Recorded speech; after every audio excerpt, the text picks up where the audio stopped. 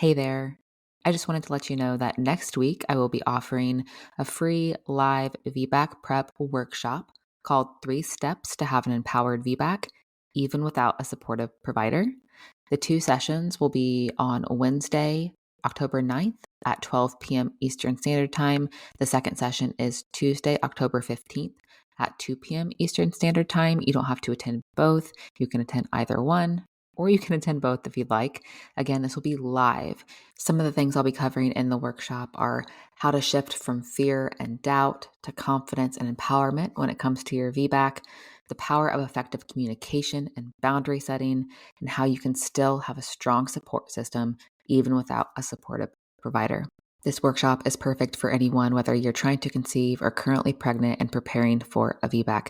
Again, the 2 dates currently being offered are Wednesday, October 9th at 12 p.m. Eastern Standard Time and Tuesday, October 15th at 2 p.m. Eastern Standard Time.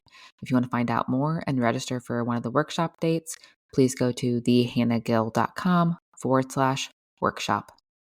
But after the birth experience I went through with my traumatic C-section, I was extremely concerned about breastfeeding. I thought that if my body had failed me and my baby during birth, then why wouldn't it do the same for breastfeeding? Welcome to the podcast where we get into the real and raw of pregnancy, birth, and postpartum. My name is Hannah Gill. I'm a VBAC mom, doula, and birth educator, and I help women discover their options and harness their inner power to have the experiences they desire. I'm here to support you through the ebbs and flows of these transformative years so we can have open and honest conversations about the hard, the messy, and the beautiful parts of motherhood. This is the Ebb and Flow Birth Show.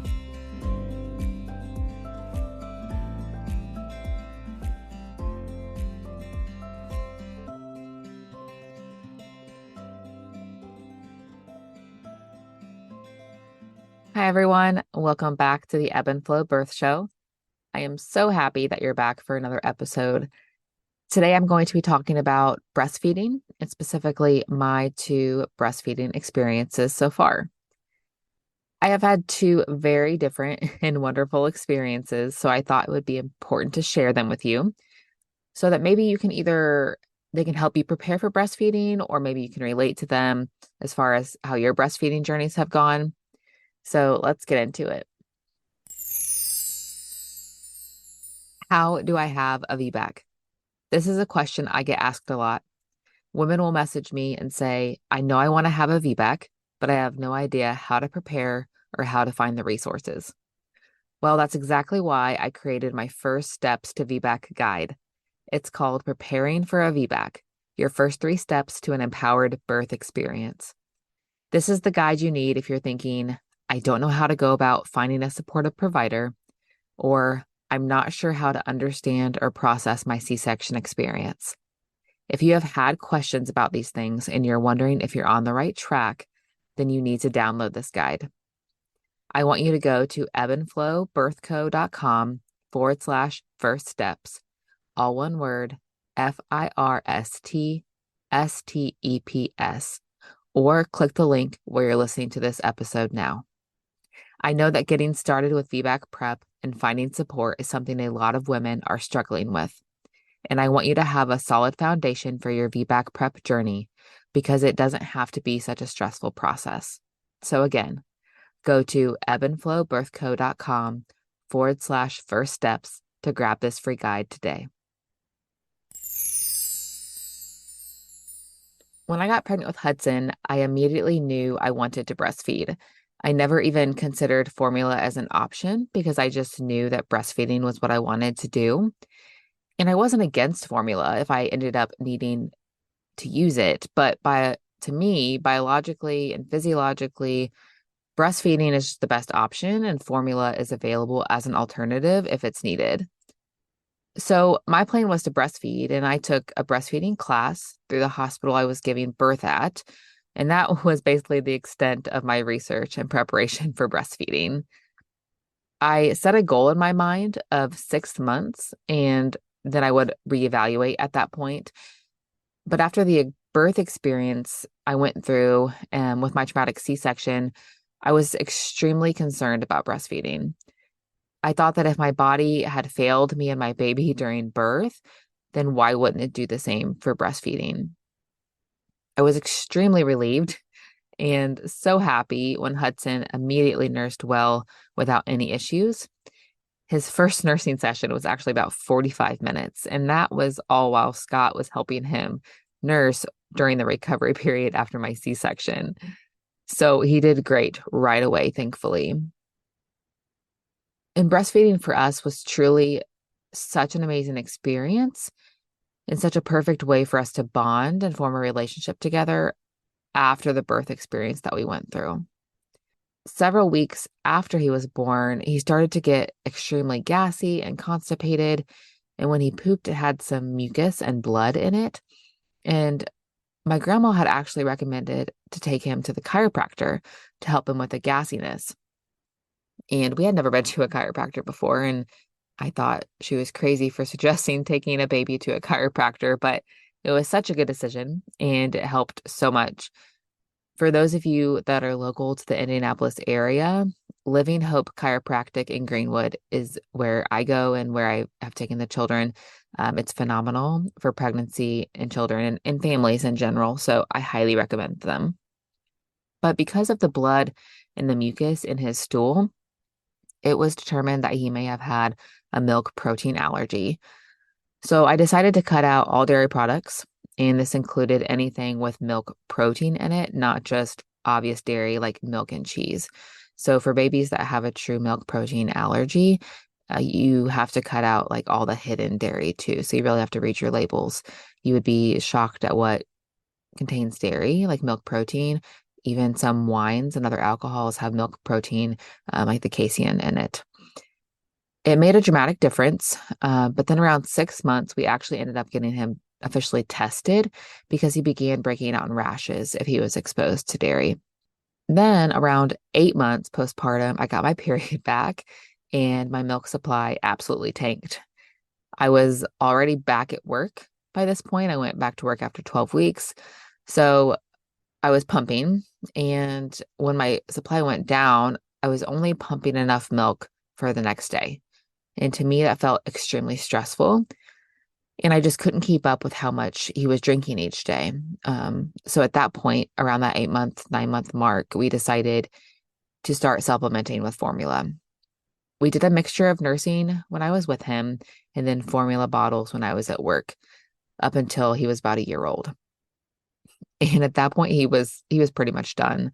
He was over it. He didn't really have an interest in nursing anymore because of the supplementing, and he just had that mixture, as well as adding solids. And so, the limited time I was able to spend nursing him, it didn't really make too much of a difference. He was just kind of over it. It made me really sad though, and we weaned shortly after his first birthday. So that was my breastfeeding experience with him. It was great. It was wonderful. I loved breastfeeding. It was such a perfect bonding experience for us.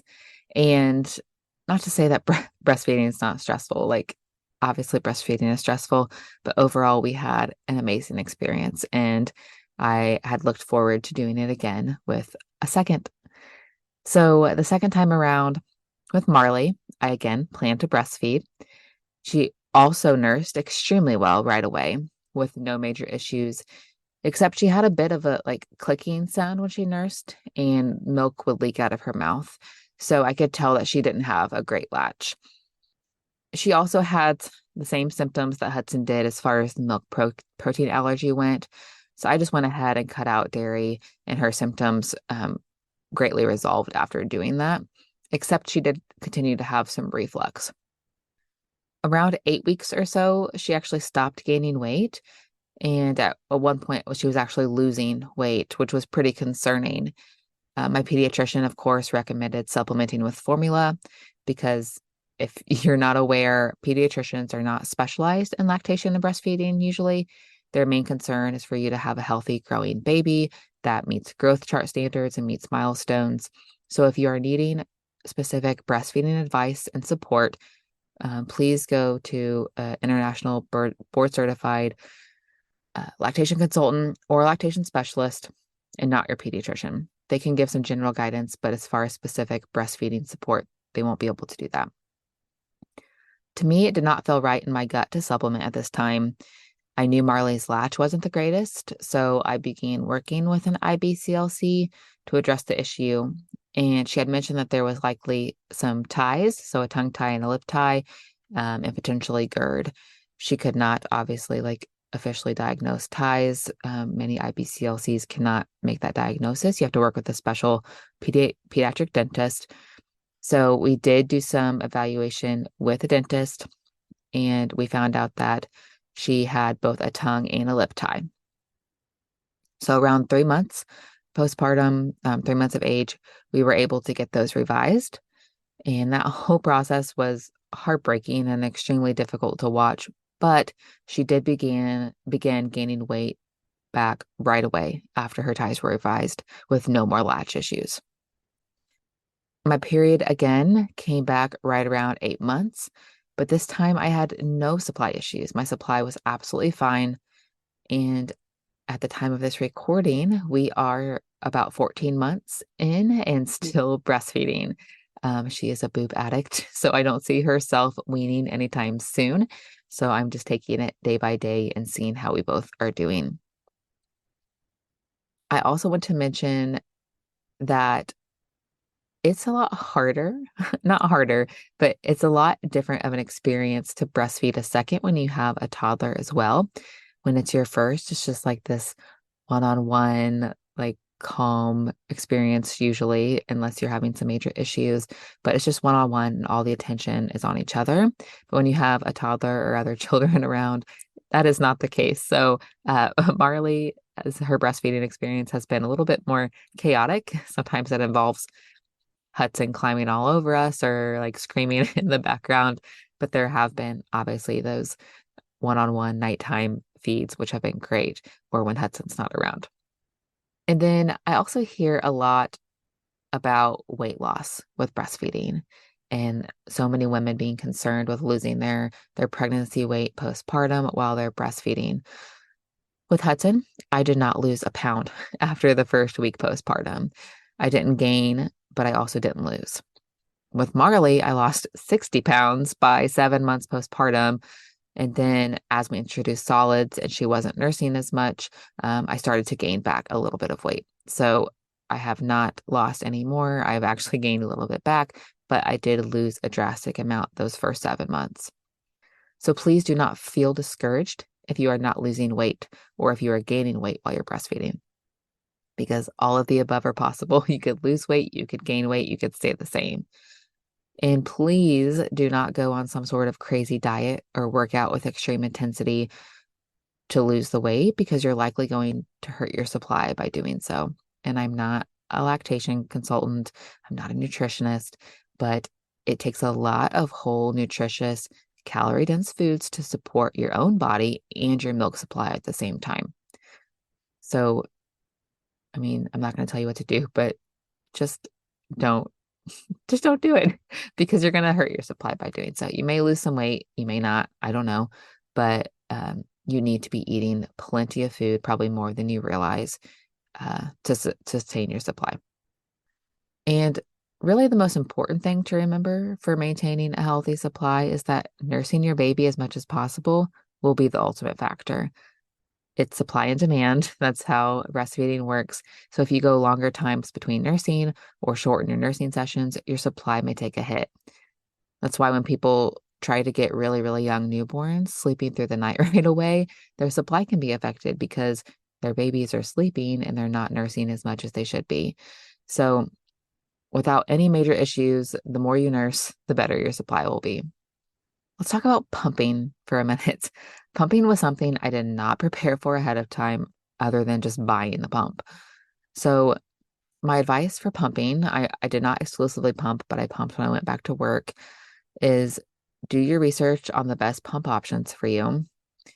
And for me, getting a pump that could be charged and run on a battery made it so much easier to pump at work or to pump on the go, or if I'm like pumping and like chasing around Hudson, I could carry the pump. Some people use like the hand-free pumps that you can put in your bra. I wasn't a fan of those, so I didn't end up getting one.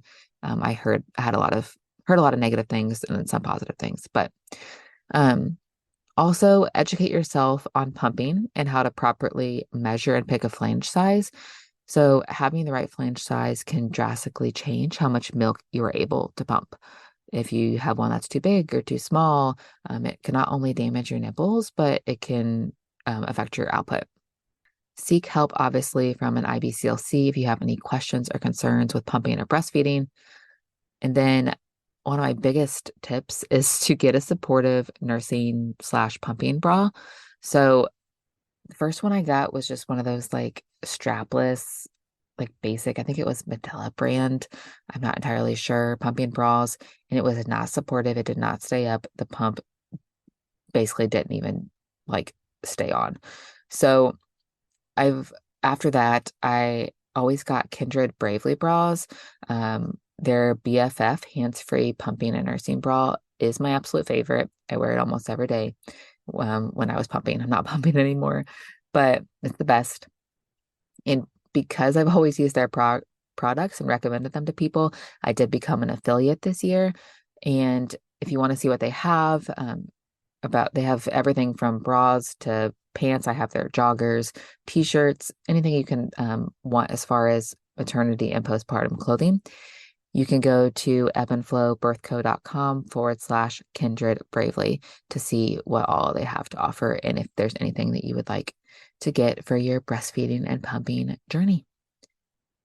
All right, that wraps up today's episode. If you have any questions about my breastfeeding experiences or you would like to share yours, DM me over on Instagram and we can chat. I will see you all next week. You just finished another episode of the Ebb and Flow Birth Show. For more, head over to ebbandflowbirthco.com or on Instagram at ebbandflowbirthco. As a reminder, this podcast is provided to you for educational and entertainment purposes only. It is not a substitute for medical advice. Until next time, bye friends.